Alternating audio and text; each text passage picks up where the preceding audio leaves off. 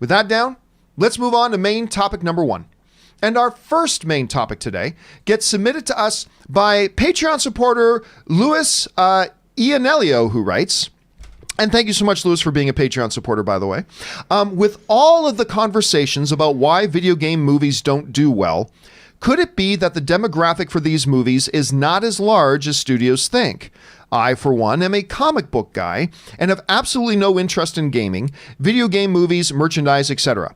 Can it be that the comic book movie and video game movie fans are being lumped together mistakenly by a demographic, by studios? All right, thanks a lot for the question, man.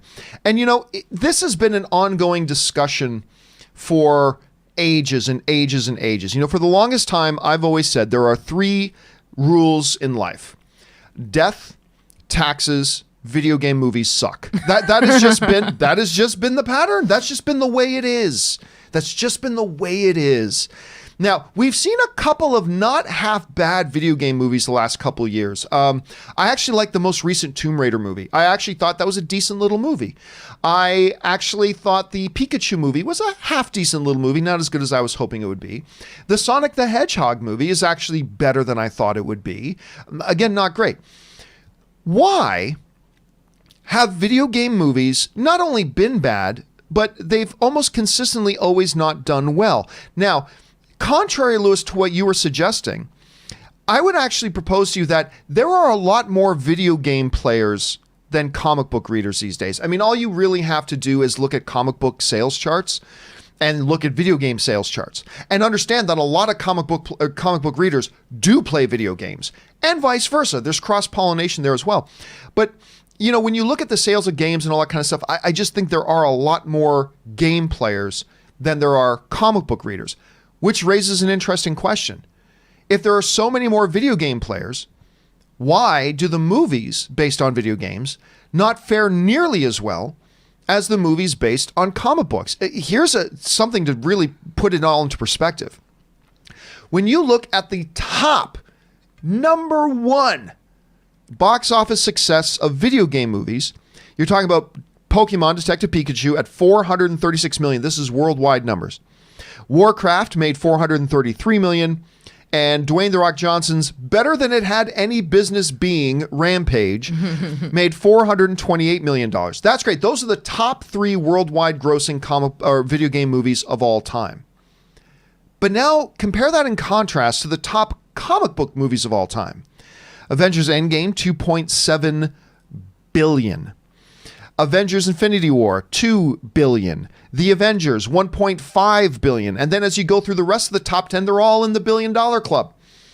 I mean, billions upon billions upon billions, as opposed to what we get over there, which is, of course, the video game movies, despite the fact that there are more video game players than comic book readers, not doing as well. The question becomes why? Aaron, I have one theory. Okay. I have a theory about this, and I don't know if people are going to agree or disagree, but here's my basic theory of this. I've always said that one of the reasons I believe video game movies usually aren't that good is because while the storytelling in video games has gotten a lot better over the years, and some of them have very good stories, at its foundation, video games are not designed to be storytelling motifs. They're designed for the gameplay element.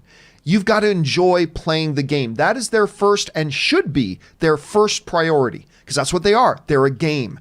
You got to make that your number 1 first priority. So that's kind of been my theory for a while about why video game movies aren't usually as good as other movies. I want to take that and follow it through to this conversation about why don't they do as well. And I think this. I believe, and I could be wrong about this, I believe that when it comes to video games, let's look at comic books first. Okay. When you come to a comic book, your expectation is to consume the comic book. Mm-hmm. You sit down, you open it, and you just take in the story. You take in the visuals, you take in the story. And so a movie version of a comic book becomes a logical extension of that. You sit in your seat in the theater and you take in all this wonderful goodness.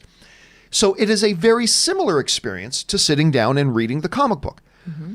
Video games, though, are different. There is an interaction and a participation in video games.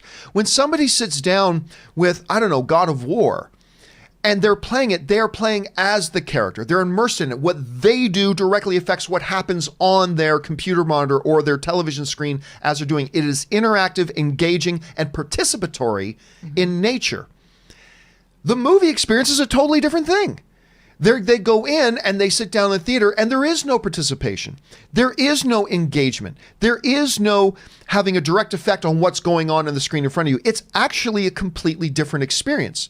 Reading the comic book and watching a comic book movie, not exactly the same, but quite similar in experience. Playing a video game versus watching a video game movie, drastically different experience.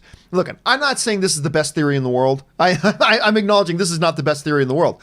But when I think about why don't people who play video games get instantly turned on by a movie adaptation, I think there's a cognizant disconnect there because one is experiential in nature and one is not. But anyway, that's just my theory. Aaron, you look at these numbers and you see a huge discrepancy between the box office success of video game movies versus comic book movies. By the way, you can't take quality out of the conversation too. There have been a lot more, but then again, there have been a lot of crappy comic book movies over the year. But what do you kind of attribute this massive discrepancy to? I think you hit the nail on the head. You know, it really is about interaction, which is what brings people into a video game. How can I see myself as this character? What devices am I allowed to use as this character versus I'm a passive viewer as I'm reading a comic book? I don't understand even why the two worlds are compared and connected in this analogy. And also, let's think about it.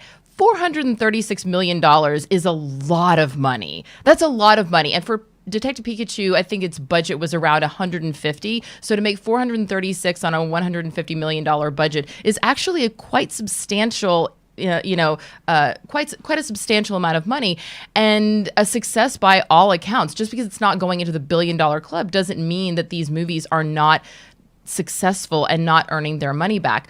What I don't understand is why we keep going back to the movie setup with the video game concept. One of the things that I really liked about I'm obsessed with the show Black Mirror. I love that show. There's not an episode that I won't watch. But there was one episode that was a choose your own adventure. Did you see that? Do you watch Black Mirror? I don't watch Black Mirror. Oh, John, please jump on board with me. A lot of people tell me I need to watch it. Oh my gosh, it's just so good. Every episode is fantastic. And there's a choose your own adventure episode where you actually get to, they come to a stopping point in the episode. And then you, as the viewer, say, okay, is this person going to maybe walk through door 1 or walk through door 2? Are they going to pick up the phone? Or are they going to let it ring?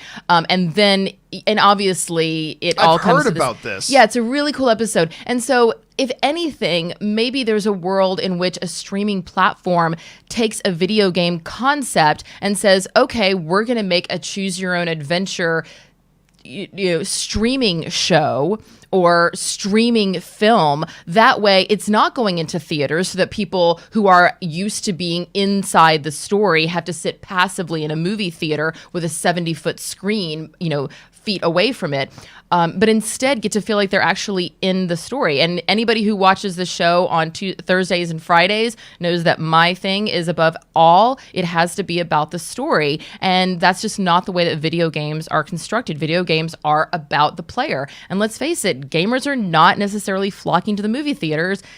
Gamers are gaming. They're sitting at home playing video games. That's what they're doing. All right, guys, question for you is, there is clearly a massive discrepancy between how many people actually go out to see video game movies versus how many go out to watch comic book movies.